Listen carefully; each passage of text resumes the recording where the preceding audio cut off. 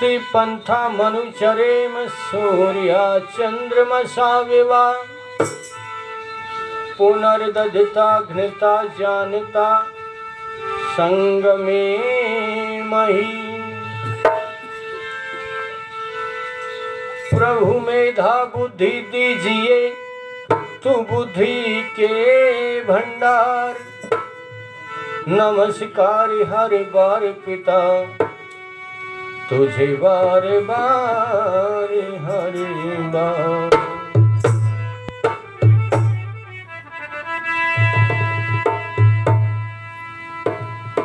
आदर व सम्मान के योग्य वेद प्रचार मंडल जिला सोनीपत के हमारे प्रधान प्रेम सिंह जी आर्य, वेद प्रचार समिति के हमारे प्रधान प्रेम सिंह सतवीर जी धनखड़, आज के जो यज्ञ के ब्रह्मा नेरा साहब जसवंत जी, और मैं नाम भूल जाता हूँ, और जो बागपत से हमारे बीच में आए हैं, क्या नाम है? राम कुमार जी आर्य जी, और हमारे दहिया साहब आए हैं। दहिया साहब जो गौशाला से, भटगांव गौशाला से प्रधान जी, और समुपस्थित जितने भी परिचित सज्जन हैं जो प्रति सप्ताह की भांति प्रतिदिन की भांति यहाँ इस श्रेष्ठ कार्य में अपनी गौरवमयी उपस्थिति देते हैं, आप सभी का स्वागत है। और इसी कार्यक्रम की इस कड़ी में आइए आपके समक्ष दो चार बातें रखने का प्रयास करता हूँ। आज के मनुष्य ने बहुत सारी चीज़ें इकट्ठी कर ली, लेकिन जो चीज़ इकट्ठी करनी चाहिए थी, जिस चीज़ को इकट्ठा करने के लिए वो इस धरती पर आया था, उसको इकट्ठा नहीं किया। आज दो ही दौड़ है मुख्य रूप से, पैसे की और अभिमान की, घमंड की।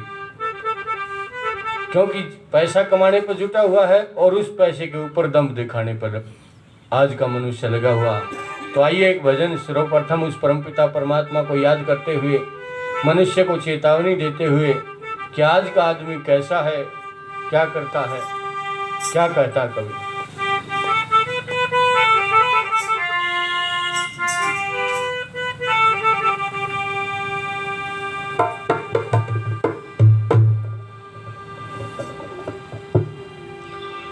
हो बंदे तो दिन का जीना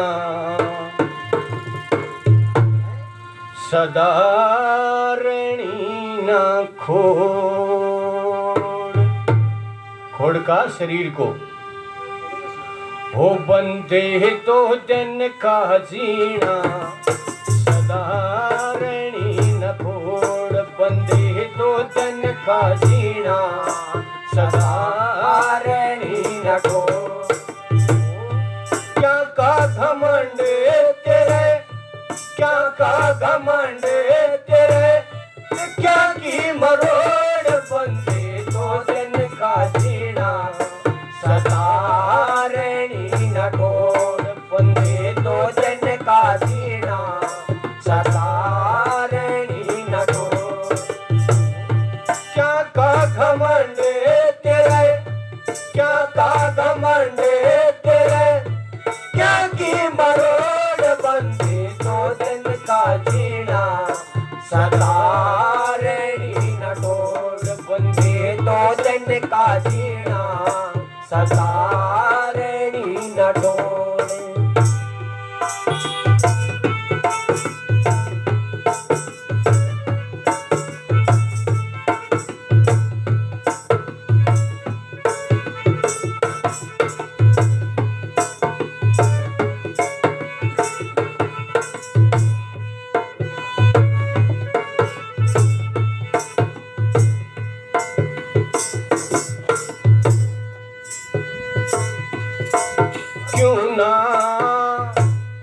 भजन में लागे क्यों ना,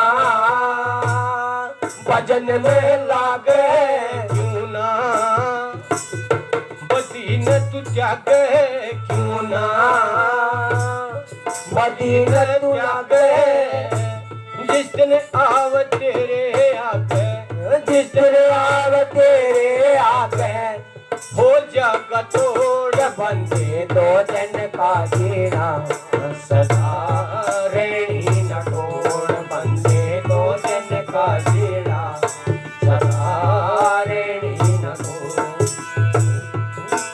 का घमंड तेरे, क्या का घमंड तेरे, क्या की मरोड़ बंदे दो दिन का जीना सदा रैनी न छोड़ बंदे दो दिन का जीना सदा रैनी न छोड़।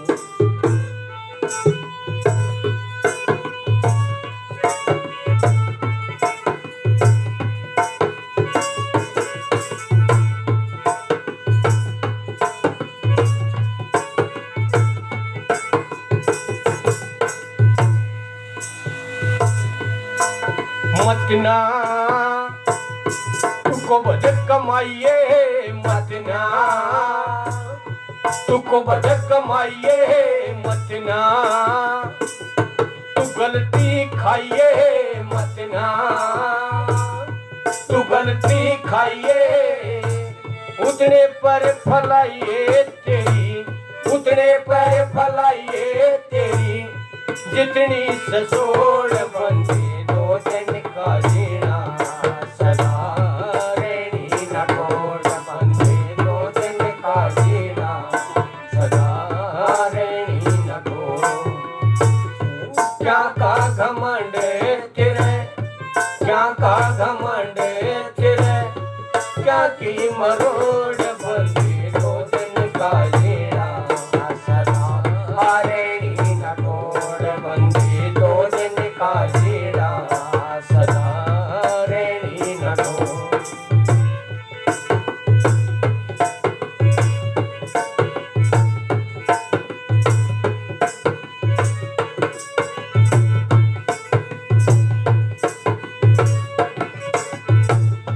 चेतावनी देता है कवि कि इस धरती पर आया है तो इस घमंड में मरोड़ में जी के चला गया, उस जीवन का कोई फायदा नहीं। जिस लक्ष्य के लिए जिस उद्देश्य के लिए आया था उसको तो तूने पूरा किया नहीं। क्या कहता अगली पंक्तियों में कवि?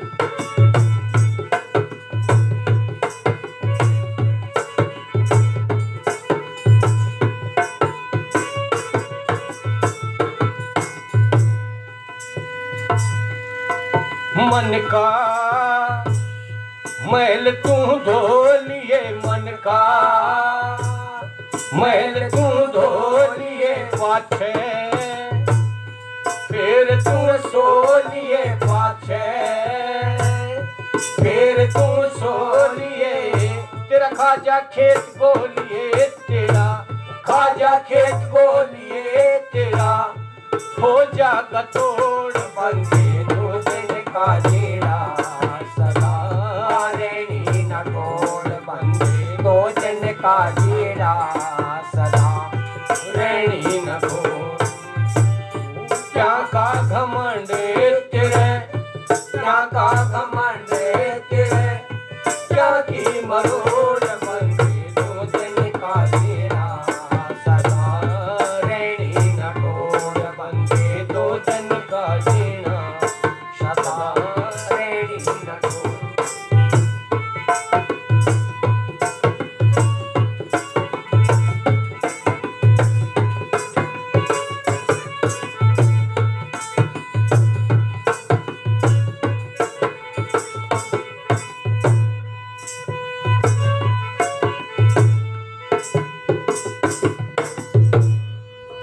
लुट के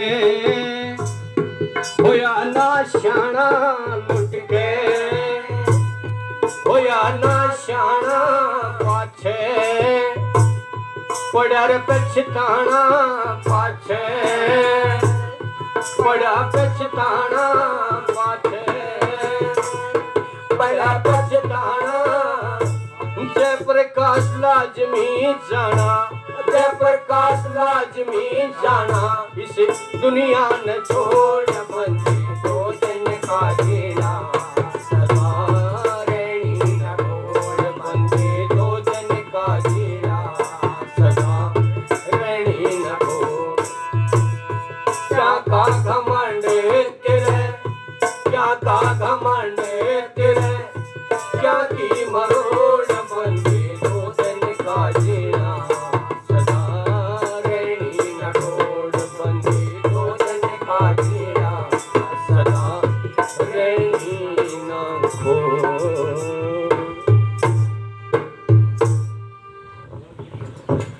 बंदे दो दिन का जीना सदा रहनी ना खोड़, क्या का घमंड तेरे क्या की मरोड़। आदमी जो इस धरती पर आता है 2 दिन की जिंदगानी कही गई है उसकी। 2 दिन की क्यों? क्योंकि थोड़े से दिन के लिए आता। और इतनी बड़ी सृष्टि, इतना बड़ा परमात्मा की जो ये व्यवस्था है, इसमें मनुष्य का अगर आने का काल देखे तो वो 2 ही दिन का मानो। उस 2 दिन में भी आदमी क्या करता है? इस घमंड और मरोड़ में जी कर चला जाता है। उल्टे काम करने में वो 2 दिन बीत जाते हैं, लेकिन शुभ कर्मों की तरफ ध्यान नहीं देते। ये जो अच्छी बातें बताई जाती हैं उसको, इन पर तो उसका ध्यान बिल्कुल नहीं रहता। दिल और दिमाग का कनेक्शन बन नहीं पाता। मन में कुछ सोच रहा है और दिमाग में कुछ चल रहा है, हो रहा है ना। ये कॉम्बिनेशन नहीं बन पाता। वो सोचता भी है अच्छाई करने की, फिर दिमाग कहता चल कर लेना कुछ ना, थोड़ा बहुत में क्या हो दुनिया करे।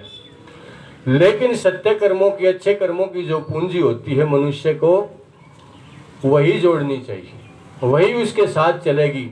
अब आज आप इस शुभ कार्य में आते हो, प्रतिदिन आते हो और नित्य रूप से आते हो, इसका फल जरूर मिलेगा।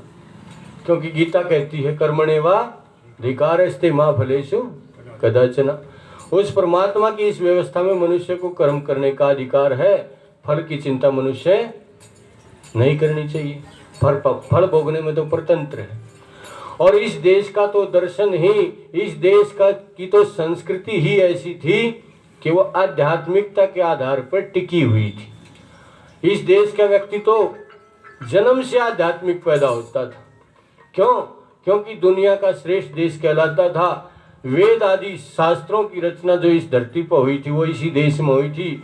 ऋषि मुनियों का जो अभ्युदय हुआ था, उन्होंने जो लोगों को जगाने का कार्य किया था, इस सृष्टि को चलाने का कार्य किया था, वो इसी पुण्य धरा पर हुआ था। लेकिन आज इसी देश में हालात ऐसे हो गए कि बताने योग्य नहीं रहते। ये देश तो विद्वानों का था, महापुरुषों का था। आप किसी भी गांव में जाकर चले जाइए, पुराने जो आदमी होंगे वो नहीं कहेंगे भाई इस गांव में तो बहुत अच्छे आदमी रहा करते, आज पता ना क्या आग लगी। उसके पीछे कारण क्या है? समाज बदलता चला गया। जो हमारी वैदिक व्यवस्था थी, वैदिक परंपरा थी, वो खत्म होती चली गई।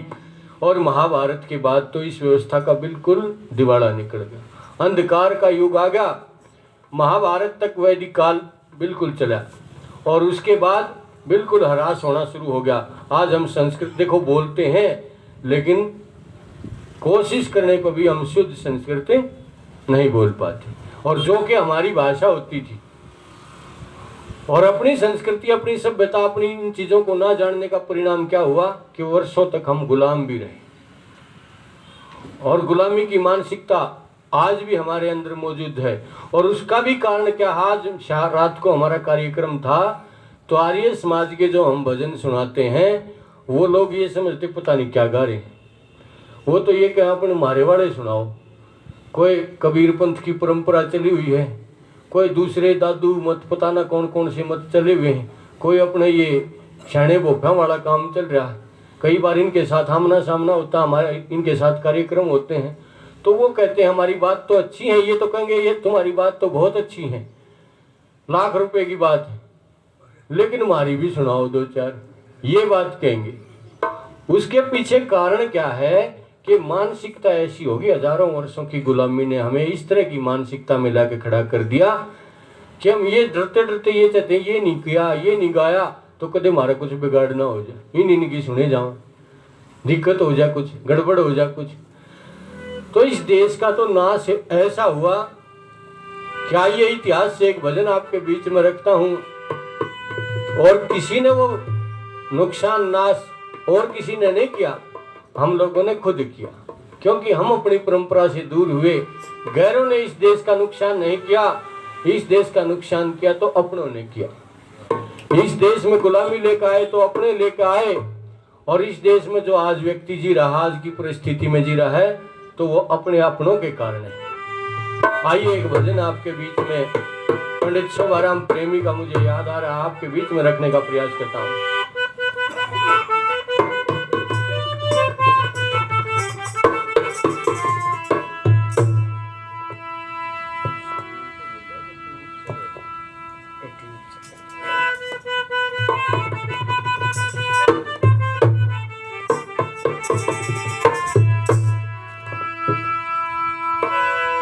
गैर तो अपने क्या होने थे, अपने ही नहीं अपने हैं।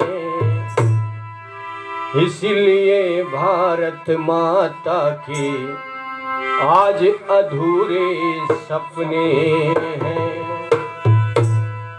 गैर तो अपने क्या होने थे, गैर तो अपने क्या होने थे, अपने ही नहीं अपने हैं। इसलिए भारत माता के आज अधूरे सपने हैं। इसीलिए भारत माता के आज अधूरे सपने हैं। गैर तो अपने क्या होने थे, अपने ही नहीं अपने हैं। इसलिए भारत माता के आज अधूरे सपने हैं। इसीलिए भारत माता के आज अधूरे सपने हैं।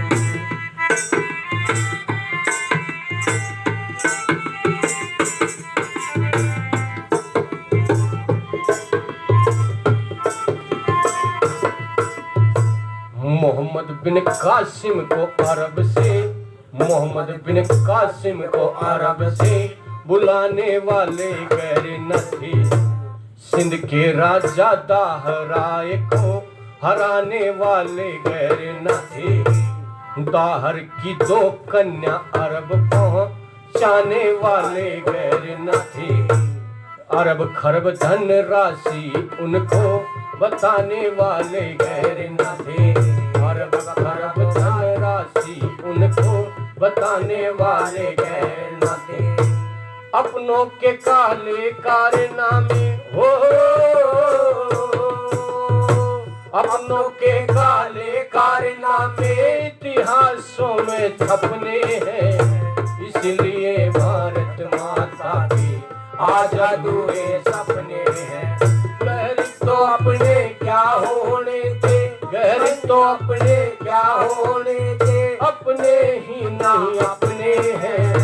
इसलिए भारत माता के आज अधूरे सपने हैं। इसीलिए भारत माता के आज अधूरे सपने हैं।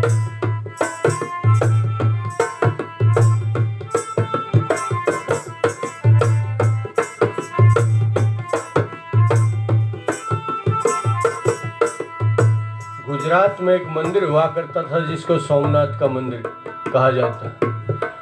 उस मंदिर में इतनी अपार धन संपदा थी, उस धन संपदा को लुटाने वाले लुटवाने वाले अपने ही थे। नहीं तो राजाओं ने एकजुट होकर उस मोहम्मद गौरी गजनी को हटाने का प्रयास किया था। लेकिन कुछ व्यक्ति ऐसे थे जो आज गद्दारों की कोठी में आते हैं और उन लोगों ने उस कार्यक्रम को, उस प्रोग्राम को, उस मंदिर को तोड़वाने का कार्य किया, बिगाड़ने का कार्य किया। क्या कहता कवि? सोमनाथ के शिव मंदिर को, सोमनाथ के शिव मंदिर को तोड़ने वाले गैर न थे। पृथ्वीराज चौहान की आंखें फोड़ने वाले गैर न थे। छत्रसाल प्रताप शिवा को मोड़ने वाले गैर न थे। बंदा बैरागी को इकला छोड़ने वाले गैर न थे। ये बंदा बैरागी को इकला छोड़ने वाले गैर न थे। गुरु गोविंद सिंह के लालों से, गुरु गोविंद सिंह के लालों से लाल अनेकों अपने हैं। इसलिए भारत माता के आज अधूरे सपने हैं। इसीलिए भारत माता के आज अधूरे सपने हैं। गैर तो अपने क्या होने थे, गैर तो अपने क्या होने थे, अपने ही नहीं अपने हैं। इसलिए भारत माता के आज अधूरे सपने हैं। इसीलिए भारत माता के आज अधूरे सपने हैं।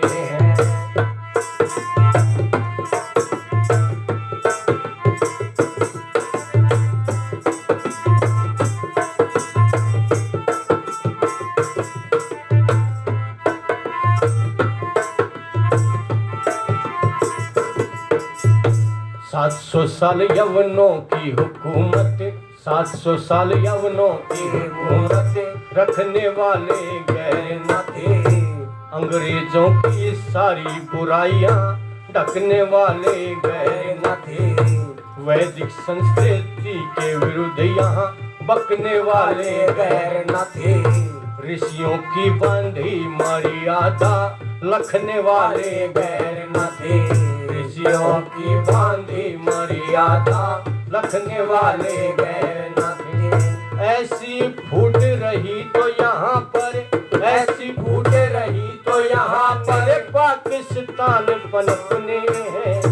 इसलिए भारत माता के आज अधूरे सपने हैं। इसीलिए भारत माता के आज अधूरे सपने हैं। घर तो अपने क्या होने थे, घर तो अपने क्या होने थे, अपने ही नहीं अपने हैं। इसलिए भारत माता के आज अधूरे सपने हैं। इसीलिए भारत माता के आज अधूरे सपने हैं। 616 साल का इतिहास, 613 साल का इतिहास मिलता है, जो ऑन रिकॉर्ड मुस्लिमों का इतिहास मिलता है। और उसके बाद 300 साल अंग्रेजों का, ये 150 साल, पौने 200 साल, ये जितना भी मिलता है,